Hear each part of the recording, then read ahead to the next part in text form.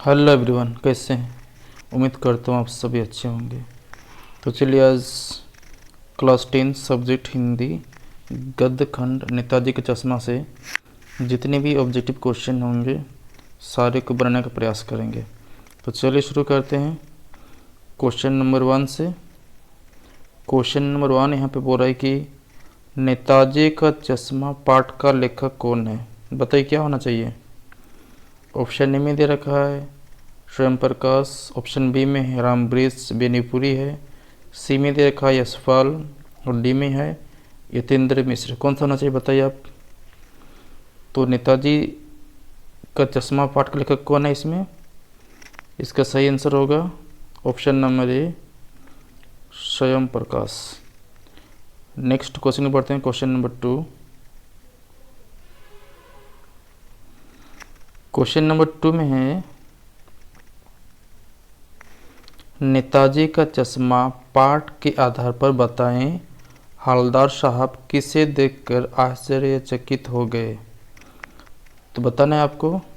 Option यहाँ पे option number A में है पान वाले को, बी में मूर्ति को देखकर, ऑप्शन सी में कैप्टन चश्मे वाले को देखकर, या फिर इनमें से कोई नहीं। बताइए क्या होना चाहिए आंसर। तो इस क्वेश्चन का सही आंसर कौन सा होना चाहिए?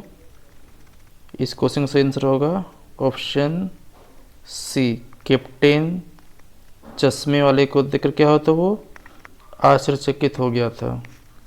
नेक्स्ट क्वेश्चन के बढ़ते हैं, क्वेश्चन नंबर 3। क्वेश्चन नंबर 3 में है नेताजी का चश्मा पाठ के आधार पर बताएं कैप्टन दिखने में कैसा था। आपको बताना है कि जो कैप्टन है वो दिखने में कैसा था। ऑप्शन दे रखा है, ऑप्शन देखिए यहाँ पे है। ए में है बेहद बूढ़ा दिखता था, ऑप्शन बी में मरियल जैसा दिखता था, ऑप्शन सी में लंगड़ा, या फिर ऑप्शन डी में इनमें से सभी। तो इस क्वेश्चन का करेक्ट आंसर कौन सा होगा? इनमें से सभी। नेक्स्ट क्वेश्चन में बढ़ते हैं, क्वेश्चन नंबर 4 में। क्वेश्चन नंबर 4 है पान वाला किस बारे में बात करने को तैयार नहीं था बोल रहा है। तो बताइए कौन सा आंसर होना चाहिए इसमें। ऑप्शन ए में दे रखा है कैप्टन के बारे में, ऑप्शन सी पान के बारे में, और ऑप्शन डी है इनमें से कोई नहीं। तो जो ये पान वाला है वो कैप्टन के बारे में बात करने के क्या नहीं था, वो तैयार नहीं था। नेक्स्ट क्वेश्चन बढ़ते हैं, क्वेश्चन नंबर 5। क्वेश्चन नंबर 5 है हवलदार साहब के मन में कौतुक और प्रफुल्लता के भाव क्यों उठते थे। ऑप्शन में दे रखा है यहाँ पे ऑप्शन ए मूर्ति को देखकर, ऑप्शन बी बदलते चश्मों को देखकर, नेक्स्ट ऑप्शन सी में है कैप्टन को देखकर, ऑप्शन डी में इनमें से कोई नहीं। बताइए क्या आंसर होना चाहिए इसमें। तो इस क्वेश्चन का करेक्ट आंसर कौन सा होना चाहिए?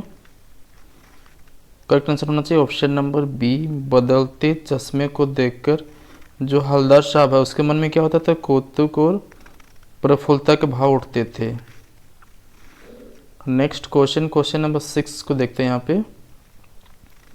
क्वेश्चन नंबर 6 यहाँ पे दे रखा है नेताजी की मूर्ति पर चश्मा लगाने के कार्य कौन करता था, या फिर इसी में और एक क्वेश्चन ऐड है नेताजी की मूर्ति पर चश्मा कौन बदलता था।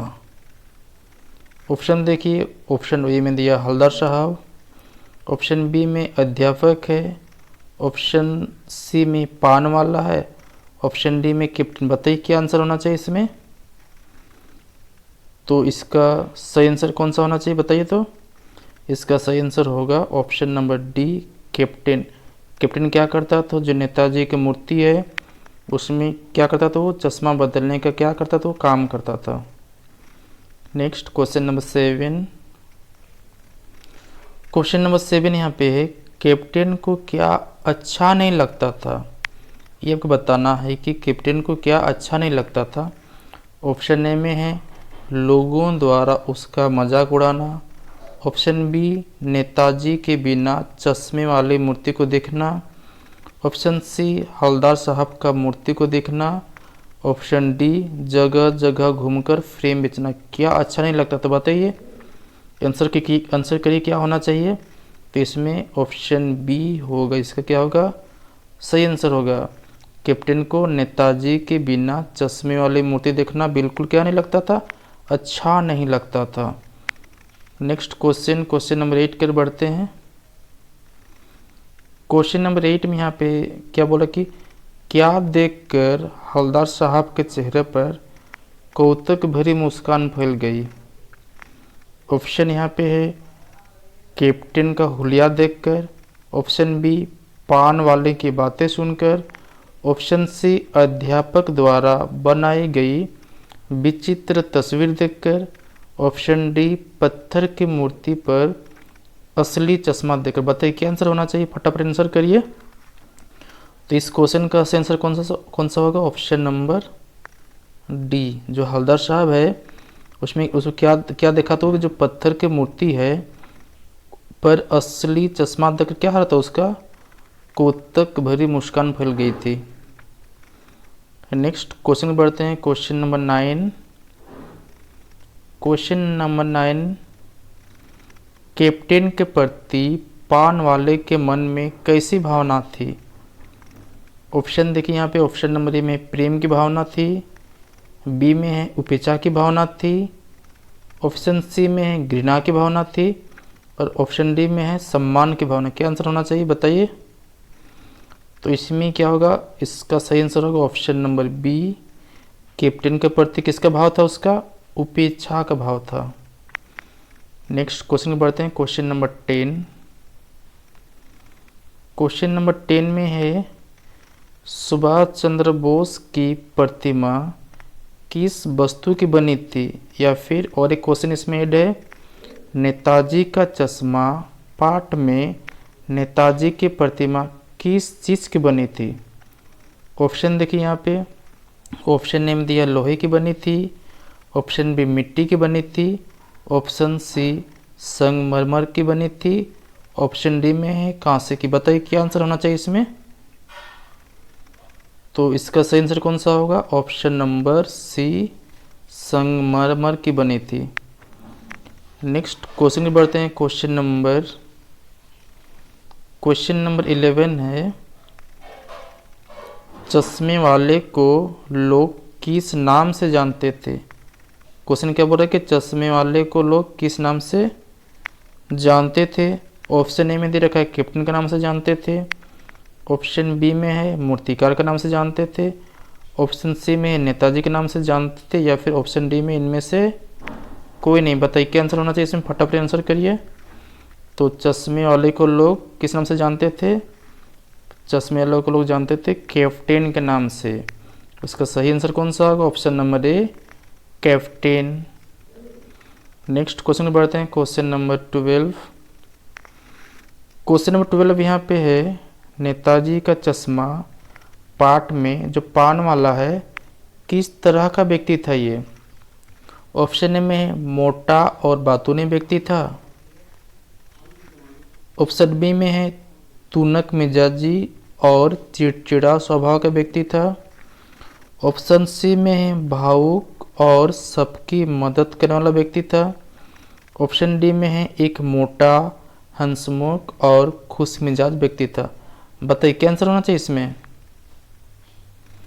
तो इस क्वेश्चन का सही आंसर होगा ऑप्शन नंबर डी। पाने वाला कैसा व्यक्ति था वो, एक मोटा हंसमुख और खुश मिजाज व्यक्ति था। नेक्स्ट क्वेश्चन पर बढ़ते हैं, क्वेश्चन नंबर 13 को।